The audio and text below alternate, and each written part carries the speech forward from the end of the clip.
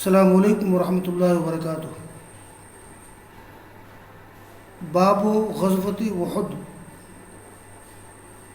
وقول اللہ تعالی وَإِذْ غَدَوْتَ مِنْ أَهْلِكَ تُبَوِّئُ الْمُؤْمِنِينَ مَقَاعِدَ لِلْقِتَالِ وَاللَّهُ سَمِيعٌ عَلِيمٌ۔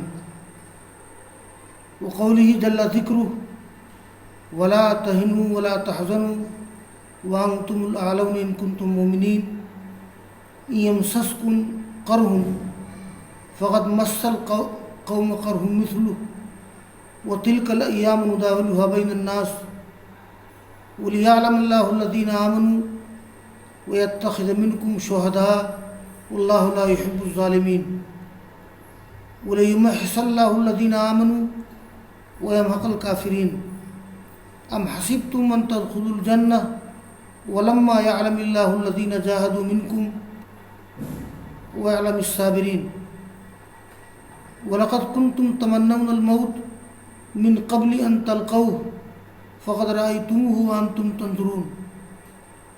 وقوله تعالى ولقد صدقكم الله وعده إذ تحسونهم تستأصلونهم قتلا بإذنه حتى إذا فشلتم وتنازعتم في الأمر وعصيتم من بعد ما أراكم ما تحبون منكم من يريد الدنيا ومنكم من يريد الآخرة ثم صرفكم عنهم ليبتليكم ولقد عفا عنكم والله ذو فضل على المؤمنين۔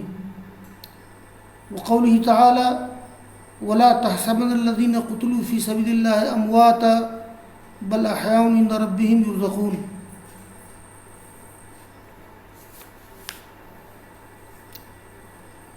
عزیز طلبہ، آج کتاب المغازی جامع صحیح بخاری کا 17واں باب ہے، اور اس 17ویں باب کا موضوع ہے غزوہ احد۔ آج میں تمہیدی طور پر غزوہ احد کے بارے میں بعض ضروری تفصیلات ذکر کر رہا ہوں۔ میں انتہائی ضروری تفصیلات کا ذکر کروں گا، ورنہ غزوہ احد یا دوسرے غزوات کے لیے طلباء کو سیرت کی کتابوں کا مطالعہ کرنا چاہیے۔ غزوہ احد کے سلسلے میں پہلی بات تو یہ ہے، یہ غزوہ کب اور کہاں پیش آیا؟ تو یہ غزوہ شوال سن 3 ہجری بھی پیش آیا ہے، اور احد پہاڑ کے قریب دامن احد میں۔ احد کا فاصلہ مدینہ سے چند کلومیٹر کی دوری پر ہے۔ غزوہ احد کا سبب کیا ہے؟ تو غزوہ احد کا سبب کفار و مشرکین کی طرف سے غزوہ بدر کی شکست کا انتقام۔ رمضان سن 2 ہجری میں جو غزوہ بدر ہوا تھا، اسلامی تاریخ کا پہلا اہم غزوہ، اس میں کفار و مشرکین کو بڑی زبردست شکست ہوئی تھی۔ اسی شکست فاش کا بدلہ لینے کے لیے کفار و مشرکین مدینہ پر چڑھ دوڑے، اور مقام احد پر مسلمانوں میں اور کفار و مشرکین میں جنگ ہوئی۔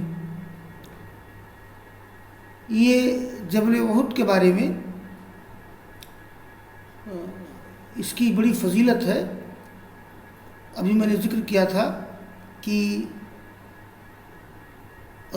یہ احد ایک پہاڑ ہے۔ احد جبل معروف بینہ بین المدینہ اقل من فرسخ، یعنی احد پہاڑ اور مدینہ کے درمیان ایک فرسخ سے بھی کم فاصلہ ہے. ایک فرسخ 3 میل کا ہوتا ہے اور حجازی میل بڑا ہوتا ہے. اس طرح سے 4-5 کلومیٹر کا فاصلہ ہو جائے گا مدینہ سے مقام احد کا. اور اب تو آبادیاں بڑھتی جا رہی ہیں. کبھی بھی مدینہ سے مقام احد دیکھنے جائیے تو اندازہ نہیں ہوتا ہے کہ کب مدینہ ختم ہو گیا اور کہاں سے احد کا علاقہ شروع ہو گیا. احد پہاڑ کے سلسلے میں رسول اللہ صلی اللہ علیہ وسلم نے ارشاد فرمایا ہے کہ ہوا جبل یحبنا ونحبہ، وہ ایسا پہاڑ ہے کہ ہم سے محبت کرتا ہے، ہم اس سے محبت کرتے ہیں، جیسا کہ جامع صحیح بخاری میں ذکر آئے گا. غزوہ احد کے سلسلے میں ایک عام بات یہ ہے کہ کفار و مشرکین کے لشکر کی تعداد کیا تھی، ان کی تیاری کیا تھی، اور اسی طرح سے مسلمانوں اور مومنین کا لشکر کیسا تھا، ان کی تیاری کیسی تھی. تو طلبہ یہ بھی سن لیں، لشکر کفار میں فوجیوں کی تعداد 3000 تھی. فوجیوں میں جوش و ولولہ پیدا کرنے کے لیے 15 عورتیں تھیں. سواری وہ بار برداری کے اونٹ 3000، یعنی سواری کے لیے اور سامان لادنے کے لیے اونٹوں کی تعداد 3000. 200 گھوڑے جیسا کہ ابن قیم نے زاد المعاد میں لکھا ہے، اور 100 گھوڑے جیسا کہ ابن حجر نے فتح الباری میں لکھا ہے. بے شمار تلوار، نیزے اور تیر کے علاوہ حفاظتی ہتھیاروں میں 700 زرہیں تھیں. لشکر کفار میں ان کے حلیف بعض قبائل اور حبشی لوگ بھی شامل تھے، یعنی کفار و مشرکین کے ساتھ عرب کے بعض قبائل بھی شامل تھے جن سے معاہدہ تھا کفار و مشرکین کا، اور حبشی لوگ بھی شامل تھے. یہ تو رہی تھوڑی سی تفصیل لشکر کفار کے بارے میں. ادھر لشکر مومنین کو دیکھ لیجئے، کہاں لشکر کفار بڑی تیاریاں اور بہت زیادہ فوجی، لیکن لشکر مومنین کا حال کیا تھا؟ لشکر مومنین میں فوجی 1000 تھے، جن میں زرہ پوش، وہ ایک خود ہوتا ہے ہیلمٹ کی طرح جو سر پہ پہن لیتے تھے، اور ایک زرہ، یہ لوہے کی کڑیوں کی جھلی کی طرح جیسے صدری ٹائپ کا ہوتا ہے، تاکہ نیزے اور تلوار کا اثر نہ ہو، اس لیے کہ وہ نیزوں تلواروں کی جنگ کا زمانہ تھا. تو مسلمان فوجیوں کی تعداد 1000، جن میں زرہ پوش 100 تھے اور 50 گھوڑا سوار تھے. زاد المعاد میں لکھا ہوا ہے، لیکن یہ مشہور مورخ واقدی نے لکھا ہے کہ صرف 2 گھوڑے تھے، ایک آپ کے پاس اور دوسرا ابو بردہ کے پاس. یہ واقدی نے ذکر کیا ہے. اور ابن حجر رحمہ اللہ کی تحقیق تو یہ ہے کہ جنگ احد میں کوئی گھوڑا ہی نہیں تھا. بہرحال مومنین کا لشکر، ان کی تعداد بھی کم تھی، تیاری بھی کم تھی. اب آئیے ایک چیز ذکر کر دیں کہ اسلامی لشکر کی ترتیب کس طرح سے تھی. دیکھیے، رسول اللہ صلی اللہ علیہ وسلم نے جنگی مہارت کے ساتھ بڑی حکمت عملی سے اسلامی لشکر کے فوجیوں کی ترتیب دی تھی۔ رسول اللہ صلی اللہ علیہ وسلم نے فوجیوں کے 3 دستے بنائے تھے۔ پہلا دستہ مہاجرین کا تھا، اس کے قائد و علمبردار یعنی سپہ سالار مصعب بن عمیر عبدری تھے۔ دوسرا دستہ قبیلے اوس کا تھا۔ آپ نے مہاجرین کو 2 حصے میں بانٹ دیا تھا، اس لیے کہ آپ نے انصار کو 2 حصے میں بانٹ دیا تھا، اس لیے کہ انصار کا تعلق 2 قبیلوں سے تھا، اوس اور خزرج، اس کا ذکر پہلے بھی آیا ہے۔ تو آپ نے قبیلے اوس کا دستہ الگ بنایا تھا اور اس کے فوجی سپہ سالار اسید بن حضیر رضی اللہ تعالیٰ عنہ تھے، اور قبیلے خزرج کا دستہ الگ تھا جس کے فوجی قائد حباب بن منذر تھے۔ اس طرح سے آپ نے 3 دستے بنائے تھے، یعنی فوج کو 3 حصے میں بانٹ دیا تھا، مہاجرین کا دستہ، قبیلے اوس کا دستہ، قبیلے خزرج کا دستہ۔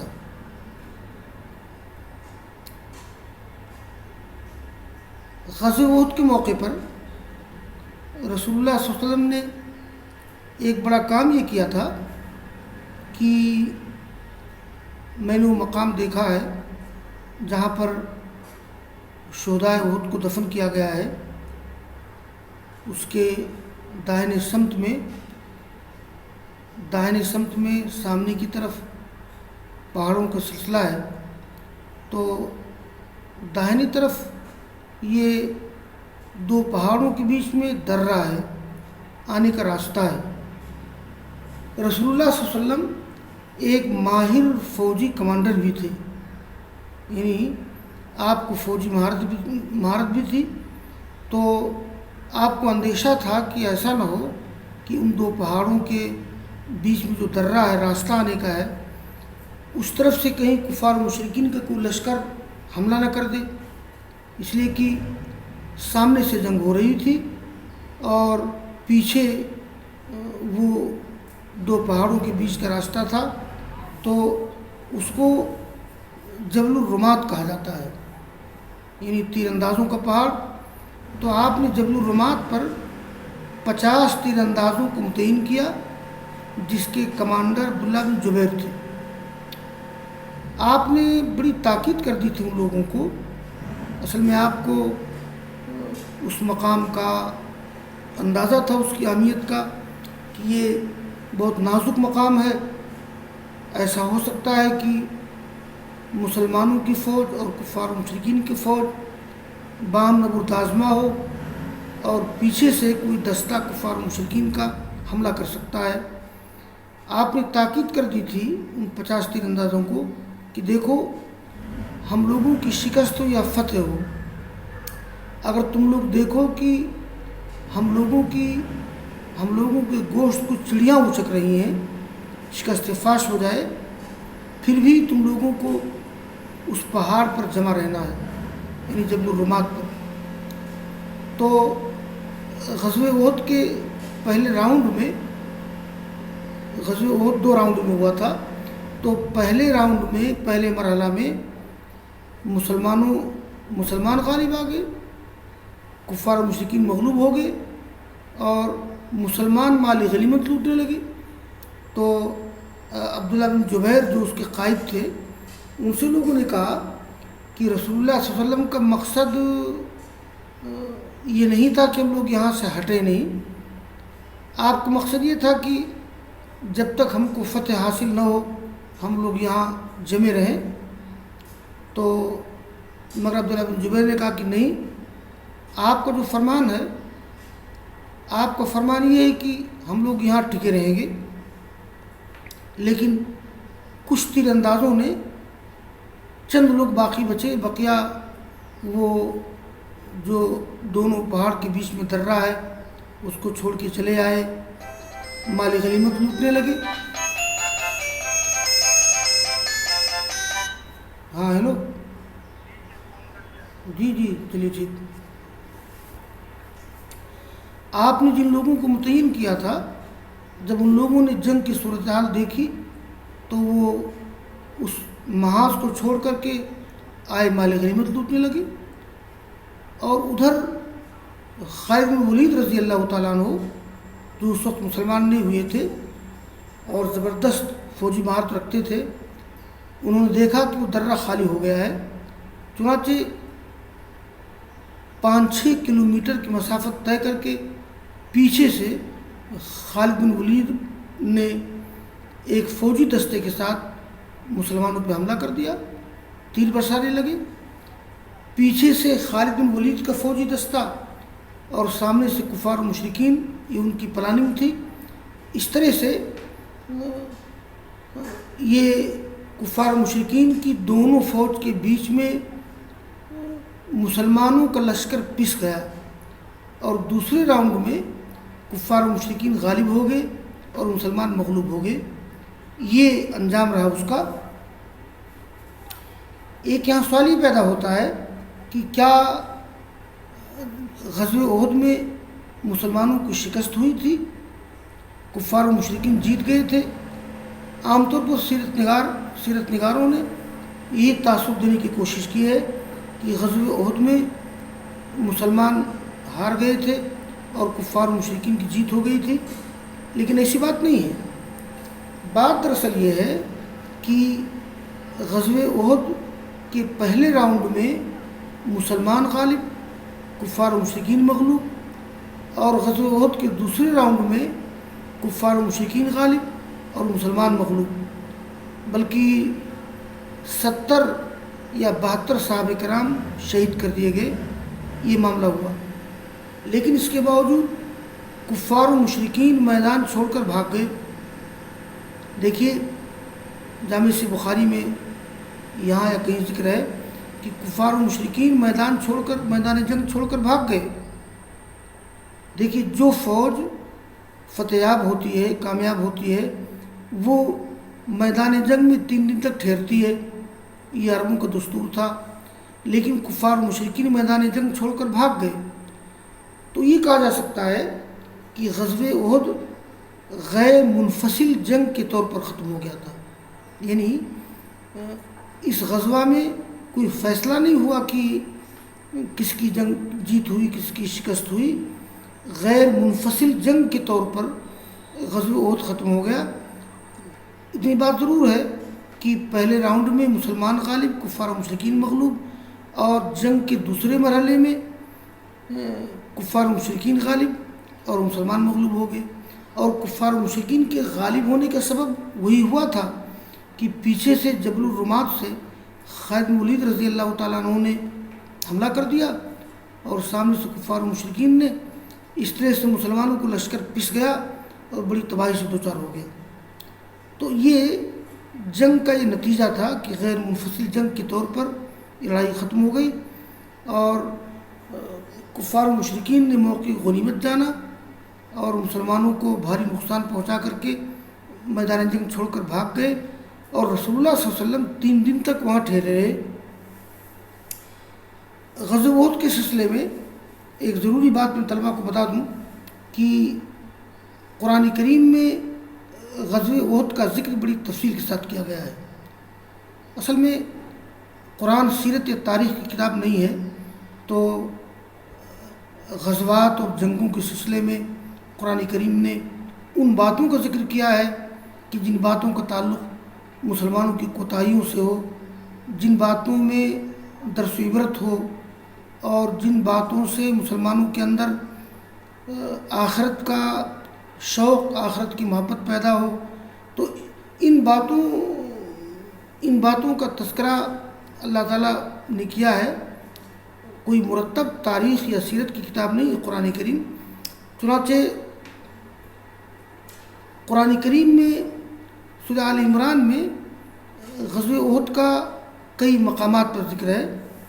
امام بخاری رحمہ اللہ نے جو آیات میں نے پڑھی ہیں، یہ آیت نمبر 121، آیت نمبر 140، آیت نمبر 152 اور آیت نمبر 169،